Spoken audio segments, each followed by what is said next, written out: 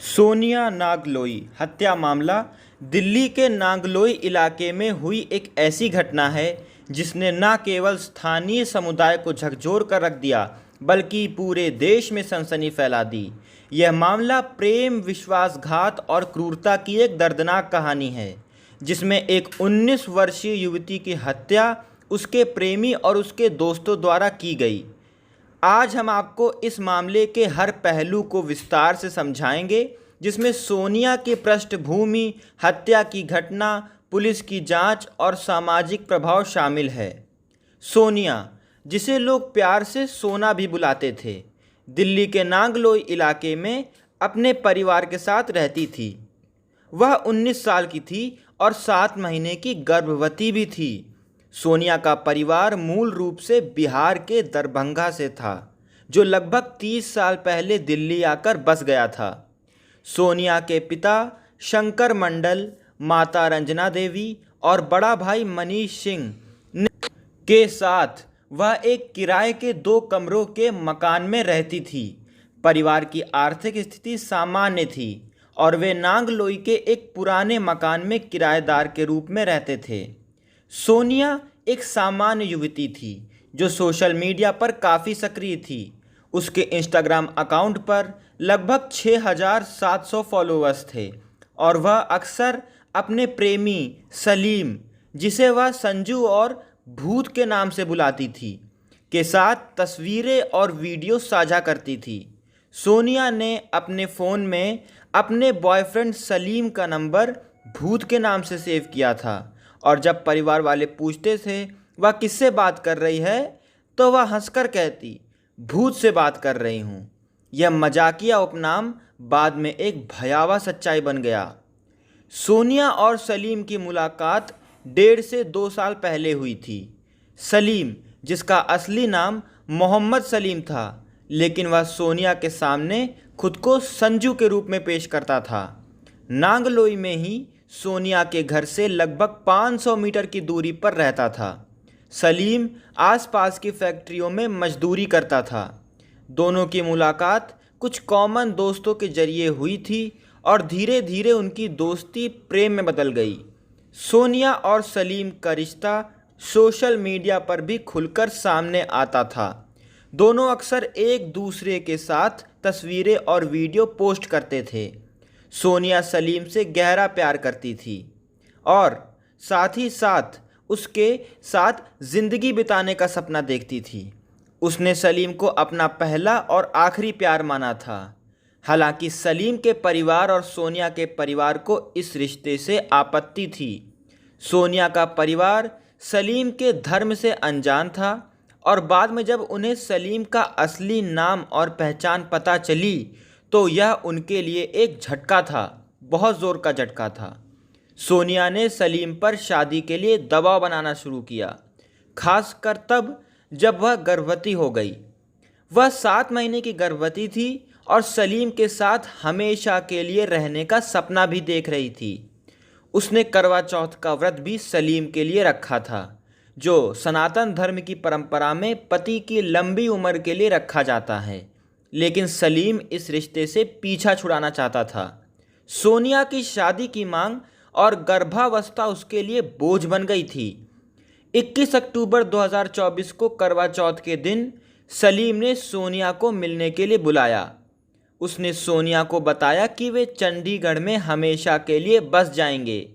सोनिया, जो सलीम के प्यार में अंधी हो चुकी थी, ने अपने सारे सामान पैक किए और सुबह तड़के 4 बजे अपने घर से निकल गई। सलीम ने अपने 2 दोस्तों पंकज और ऋतिक या सोहित, कुछ लोग इस नाम को अलग अलग तरीके से बता रहे हैं, के साथ मिलकर इस हत्या की साजिश रची थी। पंकज ने एक किराए की कार लाई थी जिसमें वह सोनिया को लेकर हरियाणा के रोहतक की ओर रवाना हुए। रोहतक के मदीना गांव के पास एक सुनसान खेत में सलीम और उसके दोस्तों ने सोनिया की गला घोंटकर हत्या कर दी। हत्या के बाद उन्होंने एक 4 फीट गहरा गड्ढा खोदा और सोनिया के शव को उसमें दफना दिया। इस दौरान सलीम ने अपने दोस्तों को गड्ढा और गहरा खोदो कहते हुए निर्देश दिए, जो बाद में जांच में एक महत्वपूर्ण सुराग मिला। हत्या के बाद सलीम और उसके दोस्त दिल्ली वापस आ गए और सामान्य जीवन जीने की कोशिश करने लगे, जैसे कि कुछ हुआ ही ना हो। सोनिया के घर ना लौटने पर उसके परिवार को चिंता हुई। 23 अक्टूबर को सोनिया के परिजनों ने नांगलोई थाने में शिकायत दर्ज की। पुलिस ने तुरंत जांच शुरू की और पता चला कि सोनिया को आखिरी बार सलीम के साथ देखा गया था। जांच के दौरान एक महत्वपूर्ण सुराग तब मिला जब सोनिया के देवर ने सलीम को फ़ोन किया। उस समय सलीम अपने दोस्तों के साथ सोनिया के शव को दफनाने में व्यस्त था। फ़ोन पर सलीम की बातचीत में गड्ढा और गहरा खोदो जैसे वाक्य सुनाई दिए, जिसने पुलिस को सतर्क कर दिया। पुलिस ने सलीम को हिरासत में लिया और सख्ती से पूछताछ की। सलीम ने अपना गुनाह कबूल कर लिया और बताया कि उसने अपने दोस्तों पंकज और ऋतिक के साथ मिलकर सोनिया की हत्या की थी। उसने पुलिस को रोहतक में उस खेत की जगह भी बताई जहां सोनिया का शव दफनाया गया था। पुलिस ने 24 अक्टूबर को खेत से सोनिया का शव बरामद किया और पोस्टमार्टम के लिए भेज दिया। सलीम और पंकज को गिरफ्तार कर लिया गया, जबकि तीसरे आरोपी की तलाश जारी रही। पुलिस की पूछताछ में सलीम ने बताया कि सोनिया की गर्भावस्था और शादी के दबाव के कारण वह उससे छुटकारा पाना चाहता था।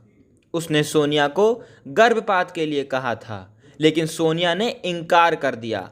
इसके बाद सलीम ने अपने दोस्तों के साथ मिलकर हत्या की साजिश रची। इस मामले ने सामाजिक और धार्मिक विवाद को भी जन्म दे दिया। सोनिया के परिवार ने दावा किया कि उन्हें सलीम के असली नाम और धर्म के बारे में नहीं पता था। उन्होंने इसे लव जिहाद का मामला बताया, जिसमें एक व्यक्ति अपनी पहचान छिपाकर किसी अन्य धर्म की लड़की को प्यार के जाल में फंसाता है। हालांकि पुलिस ने इस मामले को लव जिहाद से जोड़ने से इनकार किया और कहा कि सोनिया का परिवार सलीम के धर्म के बारे में जानता था। सलीम की भाभी भी हिंदू थी, जिसके आधार पर पुलिस ने इस दावे को खारिज कर दिया। इस विवाद ने सोशल मीडिया पर भी तूल पकड़ा। कुछ लोगों ने इसे धार्मिक आधार पर प्रचारित करने की कोशिश की, जबकि अन्य ने इसे एक व्यक्तिगत आपराधिक घटना के रूप में देखा। इसने समाज में प्रेम संबंधों, धर्म और विश्वासघात जैसे मुद्दों पर बहस को और भी तेज कर दिया। सोनिया नांगलोई हत्या मामला एक बार फिर उन खतरों को उजागर करता है जो प्रेम संबंधों में विश्वासघात और दबाव से उत्पन्न हो सकते हैं। यह मामला दिल्ली में पहले हुए निक्की यादव और श्रद्धा वॉलकर हत्याकांडों की याद दिलाता है, जहां भी प्रेमी ने अपनी प्रेमिका की हत्या कर दी थी। इस घटना ने कई सवाल उठाए हैं।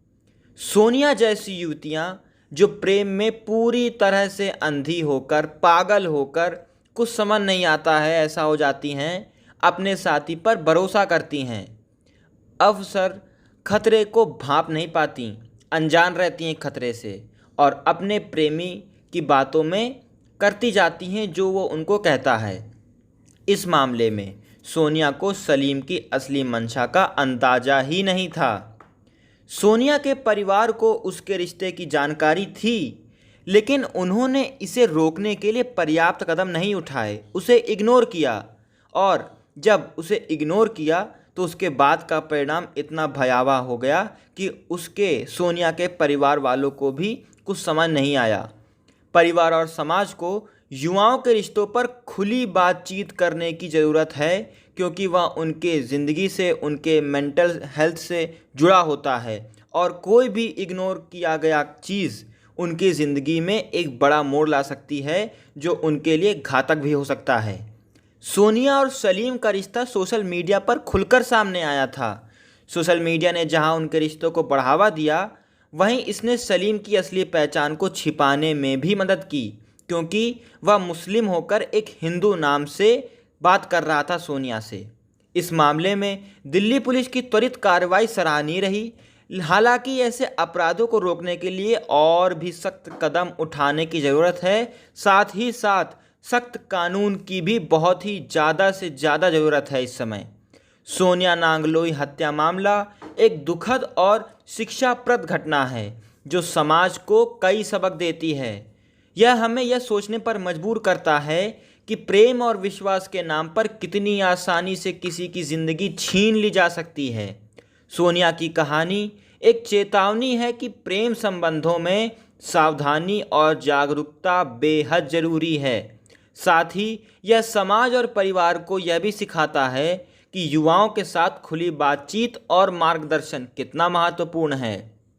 पुलिस ने इस मामले में मुख्य आरोपी सलीम और उसके एक साथी को गिरफ्तार कर लिया है और जांच अभी भी जारी है। उम्मीद है कि इस मामले में न्याय होगा और सोनिया के परिवार को इंसाफ मिलेगा। यह घटना हमें यह भी याद दिलाती है कि अपराधी कितना भी शातिर क्यों ना हो, कानून के लंबे हाथ उसे पकड़ ही लेते हैं। यह वीडियो आपको कैसी लगी दोस्तों, कमेंट बॉक्स ज़रूर बताइएगा। ऐसी घटनाएं ना हो इसके लिए वीडियो को ज़्यादा से ज़्यादा शेयर करें जिससे लोगों में जागरूकता फैले। और ऐसी वीडियो के लिए, समाज को जगाने वाली वीडियो के लिए हमारे चैनल को सब्सक्राइब करें। उसके बगल में जो बेल आइकन है उस पर क्लिक करके ऑल पर सेट कर दें, जिससे हमारी आने वाली हर लेटेस्ट वीडियो आप तक सबसे पहले पहुँचे और आप उसके सबसे पहले व्यूअर बने। जल्द मिलेंगे आपसे अगली वीडियो में, तब तक के लिए अपना ध्यान रखें। धन्यवाद।